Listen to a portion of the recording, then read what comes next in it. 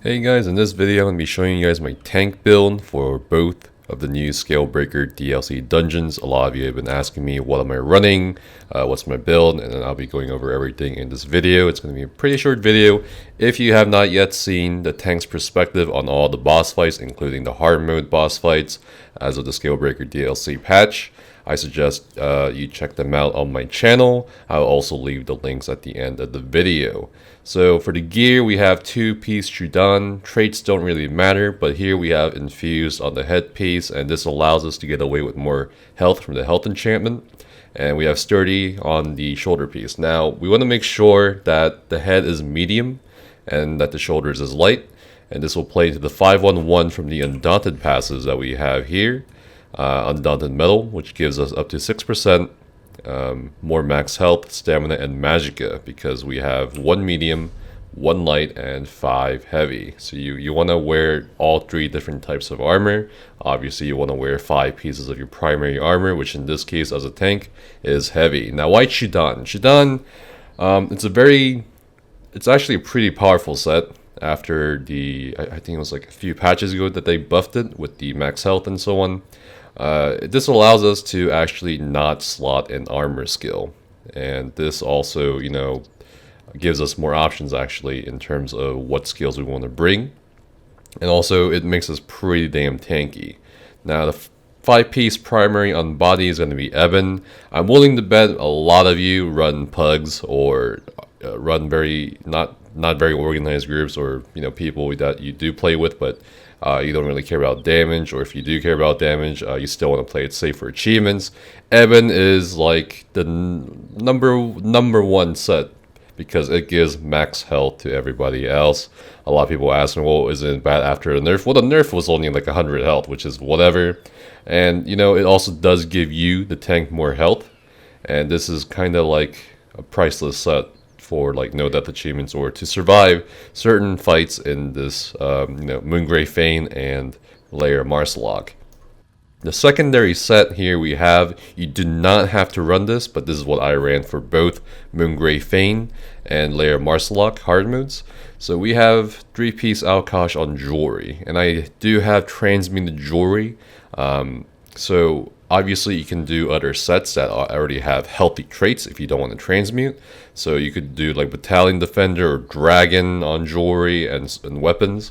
But here in this case we did Alkosh because I was getting synergies, we had a healer, and the penetration, the armor penetration from debuff, from the Linebreaker debuff on Alkosh is tremendous. It's a lot more damage for your group if you can get it going. If not, again, you can go with other alternative sets like Dragon, Battalion, Eternal Yokita, whatever you want to do that will help you sustain or help the group in terms of utility.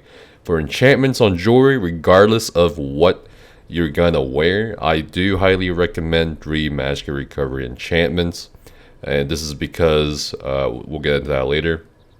But you honestly do not need shield plate enchantments, because in this setup we have 3 infused body pieces: head, chest, legs for the max health, or prismatic enchants, whichever you want to wear. And we also have sturdy pieces as well. We have 4 pieces of sturdy. With at least 4 pieces of sturdy and a decent amount of champion points, you don't need shield plate enchants. So we're going to actually spec heavily more into Magicka Recovery. You don't want stam recovery because it's like, if you're blocking, you can't get stamina back, obviously.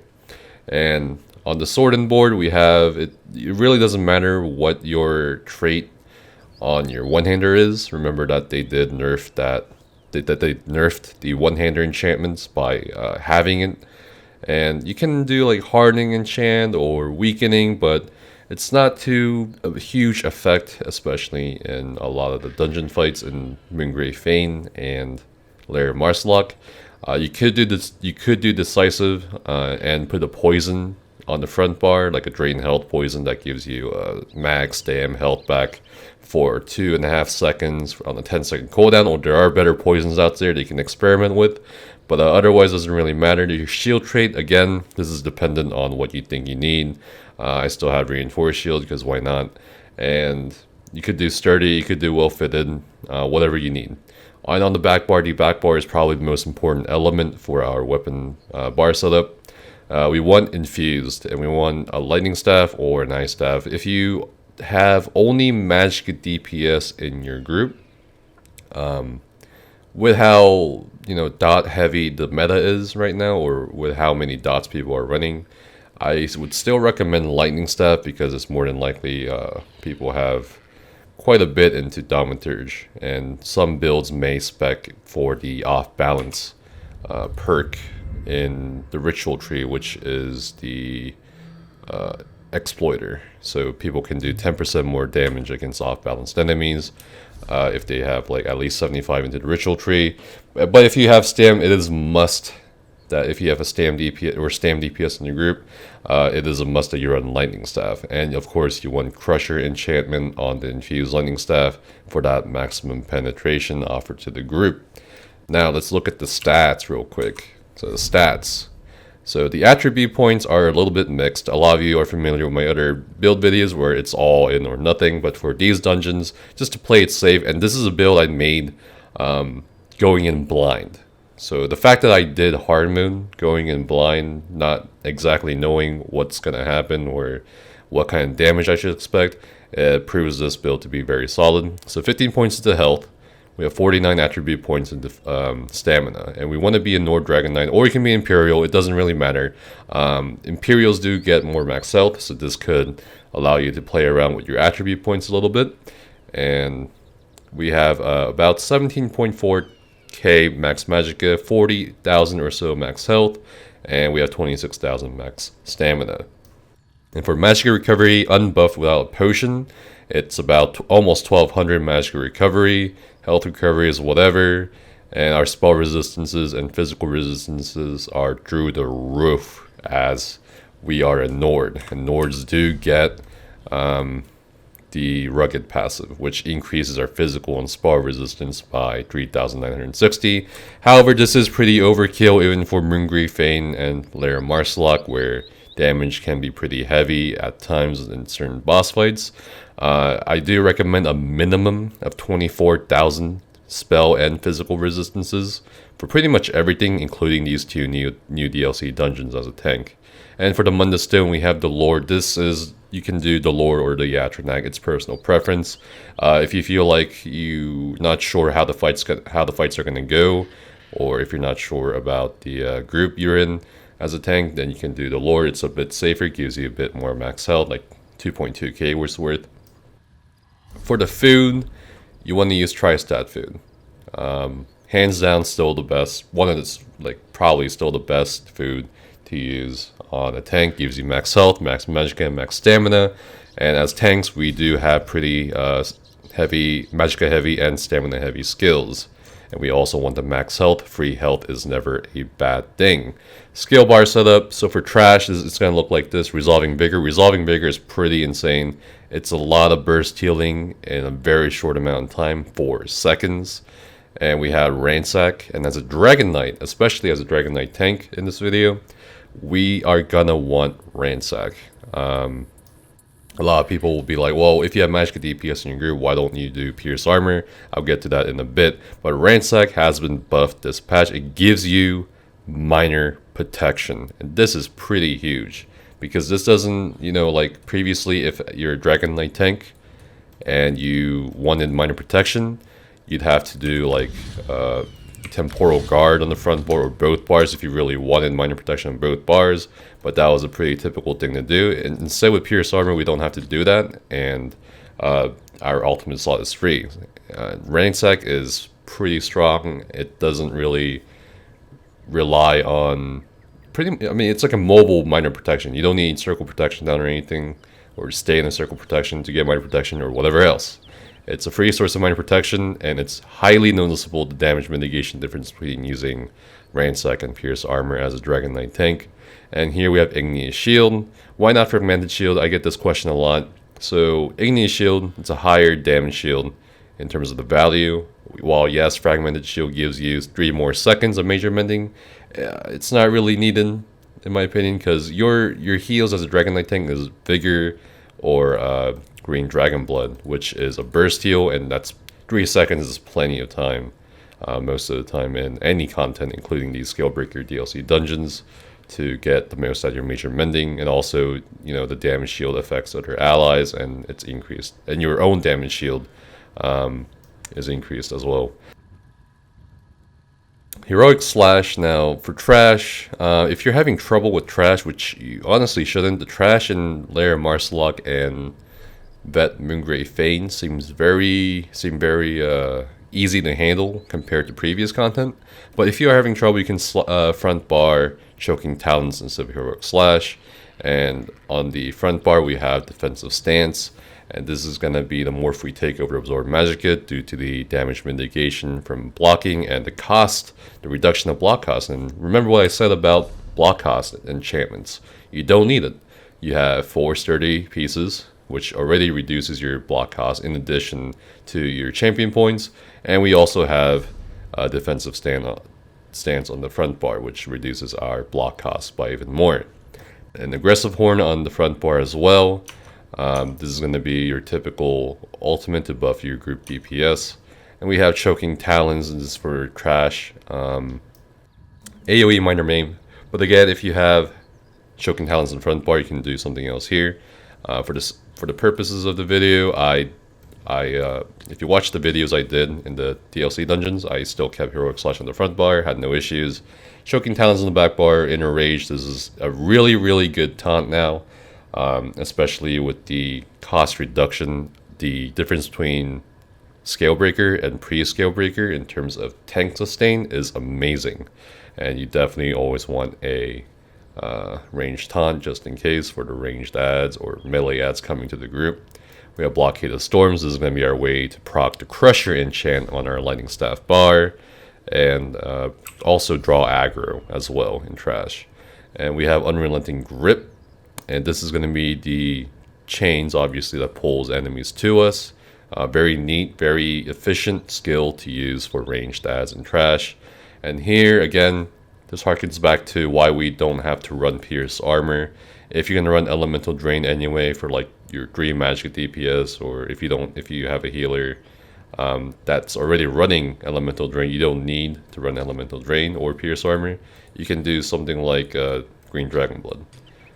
But for trash, I felt like bigger was way more than enough. I rarely had to do Green Dragon Blood, so it really is up to you if you want to keep both Vigor and Green Dragon Blood for trash. And on the back bar ultimate, we have Magma Shell, classic ultimate that keeps us safe. It's our oh shit button. For CP, pretty straightforward. This is the exact CP you're going to be using for both the Scalebreaker DLC dungeons. We have 81 Ironclad. This is probably the most important here. 81 Ironclad. That's a lot of damage mitigation in the Steed tree. We have 49 Hardy, 49 Elemental Defender. It's a mixed bag of damage. We have both magical and physical damage in both Veteran Moongrave Fane and Lair Marsalok. And we have 61 Thick Skin. This can be anywhere between 19 to 21%. I like the 61 Thick Skin, 21%. And we have 19 Quick Recovery for the base 5% healing received. And this also applies to your own healing done as well, to yourself. And we have 11 Heavy Armor Focus. And this is more for people who are Nords, who are like Imperials or whatever other race. Even as a Nord, it's still nice at times. And we have, for the green tree, we have 56 Warlord. Lots of sustain from, a 20% break free cost reduction just in case you get stunned or CC'd. 11 Bashing Focus. And there are times when you need to bash a few adds, so definitely not a loss of investment here. We have 16 in the Sprinter. There are also times where you may need to sprint through the dungeon. Lair Marsalok especially, it's very long and big dungeon, so the 10% sprint cost reduction I feel like helped me quite a bit. And 64 Arcanist, nothing into Tenacity, Healthy, or Mooncalf. The 64 Arcanist will play into our Magicka recovery glyphs on the jewelry, and I'll show you guys the stats right now. With the potion buff, we have almost 1400 Magicka recovery with the potion buff, and with 64 Arcanist, it's a pretty decent amount of Magicka recovery for a tank in a dungeon. And we have 51 Tumbling, 19% cost reduction on dodge roll. There are a lot of times where you may need to dodge roll certain things, heavy attacks or Marsalok's charge in order to avoid being CC'd or worse. So the 19% roll dodge reduction is pretty good. We have 72 into Shadow Ward for 23% block cost reduction, pretty standard. And again, this plays into our sturdy pieces and not needing shield plate enchantments. For the blue tree, we have 100 Blessed, 50 Elfborn. Honestly, it doesn't really matter, in my opinion, if it's 75 or 100, but I'm just lazy, and you can do this as well. It's fine. With or without a healer, this blue CP for self-healing will still be fine. For the ritual tree, we want the Last Stand perk. When you fall below 20% health, you gain major heroism, granting 3 ultimate every 1.5 seconds for 8 seconds, and it occurs every 20 seconds, or has a chance to if you fall below 20% health. That's pretty important. It saved me quite a bit in these dungeons. And we have 100 precise strikes. Now, why 100 precise strikes and why not Thaumaturge or whatever? Now, 100 precise strikes can actually affect your vigor. So it's pretty important to have the precise strikes. More into precise strikes than it is to whatever else here. I mean, mining, piercing, irrelevant for a tank. Thaumaturge maybe to add a little bit more to your group DPS if you're running like Noxious Breath or Engulfing Flames or Blockade of Storms. Now, before we end the video, we do have alternate skills we could talk about very briefly. We could have Engulfing Flames, or if you don't have any magic DPS in your group, you can do Noxious Breath for the AoE Major Fracture. If you feel like your class AoE Major Fracture isn't enough, you can consider running Razor Caltrops for bigger range, technically. And we also do have a few other skills we could definitely take into consideration, like Ring of Preservation. You can use this on the last boss of Veteran Moongrave Fane, Hard Moon. It is an okay amount of healing done, and it can help at times. In terms of the ultimates, for what I used for Veteran Moongrave Fane, especially as that is the harder Hard Moon and the harder boss fight, I replaced Aggressive Horn with Reviving Barrier. And the Reviving Barrier is going to give us an additional Magicka Recovery by 10% from the Magicka Aid passive and support if you do have it. If you don't have it, no worries. And this allowed us to actually power heal through quite a lot of heal intensive phases, especially when the Blood Totems came up in Moongrave Fane Hard Moon and other mechanics. So it's a pretty good ultimate to have, especially for Moongrave Fane Hard Moon. I didn't feel like Barrier was necessary, or that Lair Marsalok was as healing intensive as Moongrave Fane was. So that's pretty much it on that. Otherwise, that is pretty much all the skills we can run. A lot of people have been asking me too if they should be running one of the like Immovable or Unstoppable Brute. It's like, for certain fights, obviously just standing there, so you can. But you shouldn't really need the extra block mitigation. But yeah, that is pretty much it, guys. Another skill, Cauterize. It was okay. It didn't really do too much in Veteran Moongrave Fane Hard mode, but it did help at times, I suppose, on a couple of the DPS that we ran. And that's it. Another skill for consideration is Mystic or Energy Orb. I mean, you can also run it as a tank or healer. If you don't have a healer, you can run it. You can definitely run it as a tank and fit it somewhere on your bar for the Veteran DLC dungeons. But yeah, that is it, guys. Hopefully you guys enjoyed the video. If you did enjoy the video, please feel free to subscribe to the channel. It means a lot to me. And thank you guys so much for watching. And as always, stay safe, have fun, and see you next time.